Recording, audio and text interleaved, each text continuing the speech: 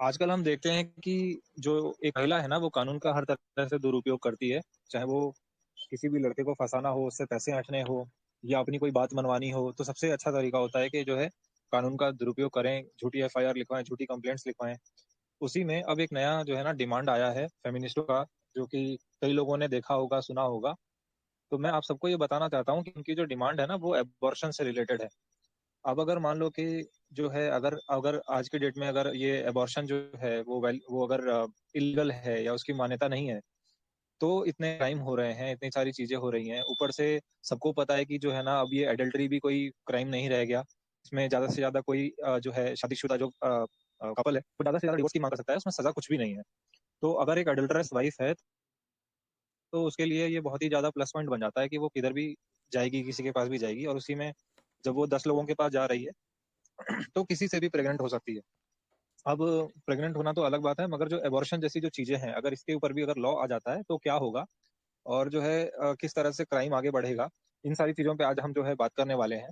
और हमारा टॉपिक भी आज यही रहेगा कि अबॉर्शन को अगर जो है हम लीगलाइज़ कर दें, तो इसके कैसे इम्पैक्ट होंगे, ये कितना सही है और कितना गलत है।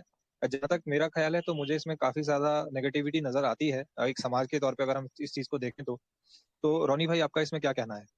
तो भाई अबॉर्शन का टॉपिक जब भी आता है ना डिबेट पे, तो आप देखना कि एक ही तरीके की बातचीत होती है कि औरतों को अपनी बॉडी के ऊपर उनका हक क्यों नहीं दिया जा सकता, क्यों कोर्ट के डिसीजन के सिवाय अबॉर्शन नहीं हो सकता। तो इसमें आप देखना कि सिर्फ औरतों की बात होती है, ठीक है। और मर्द भी करते हैं, इसमें बहुत सारे लोग मर्द हैं जो अब प्रो अबॉर्शन बातें करते हैं। तो ज्यादातर लोगों को क्या, मतलब ज्यादातर मर्दों को स्पेसिफिकली प्रॉब्लम क्या है ना, कि उनको ये नहीं पता कि उनका भी कोई रिप्रोडक्टिव राइट होता है। अब महिलाओं का रिप्रोडक्टिव राइट क्या होता है, जैसे वो बच्चा बेयर करेगी या नहीं करेगी, ठीक है। मान लो कंसेप्शन के टाइम पे जब उनको उन लोगों ने कंसीव किया था, या कुछ कुछ भी हो, उसको आप एडल्ट्री का नाम दे दो, वगैरह वगैरह, जो देना है आपको दे दो। उस टाइम पे अगर मान लो कि मर्द और औरत दोनों मिलके म्यूचुअली उसको लेते हैं, ठीक है, करते हैं, तो तब तो ठीक है। लेकिन उसके बाद वो अगर पूरा जो कंट्रोल है वो औरत के पास चला जाता है, और मर्द के पास कोई कंट्रोल नहीं रहता, कोई डिसीजन मेकिंग पावर नहीं रहता उसके पास, क्योंकि अब वो चीज जो है वो उसके बॉडी के बाहर चली गई है। वो तो मर्द का जो रिप्रोडक्टिव राइट होता है, वो बेसिकली उसके स्पर्म के ऊपर जो उसका ओनरशिप है कि ये मेरा स्पर्म है, ठीक है, उसके बेसिस पे होता है, ठीक है ना। तो अगर आप अबॉर्शन को लीगलाइज कर देते हो, आप औरतों को फुल ऑटोनॉमी दे देते हो इस चीज के बारे में, तो वो तो अपना मतलब जो भी आप बॉडी के ऊपर अपना राइट जो है वो जमा देगी। लेकिन साथ ही साथ गिवन द फैक्ट दैट इतने सारे फेक केसेस हो रहे हैं, लॉज को मैनिपुलेट किया जा रहा है, और लॉज वगैरह को भी अगर आप छोड़ दो तो इन जनरल औरतों का बिहेवियर देख लो किस तरीके के, मतलब उनको they get a sadistic pleasure seeing man in trouble.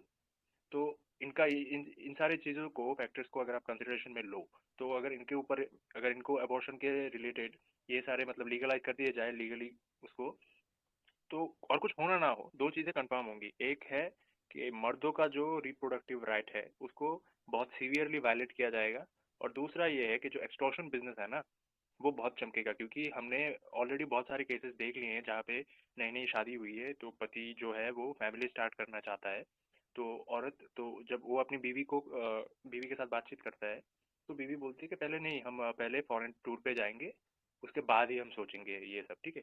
तो फॉरेन टूर से वापस आने के साथ साथ ही बंदे को मिल जाता है डिवोर्स का नोटिस, 498 ए का नोटिस, डीवीसी का नोटिस।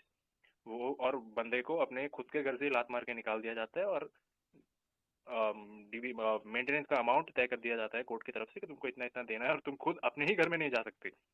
ये तो अब हो रहा है।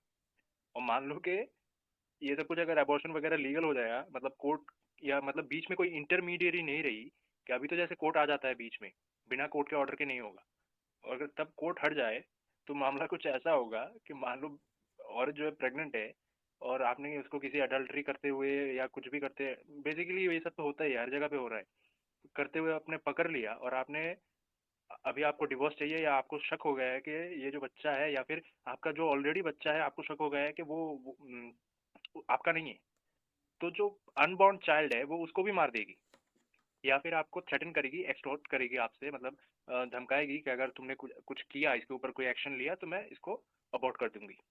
तो बेसिकली यही चीज़ें है।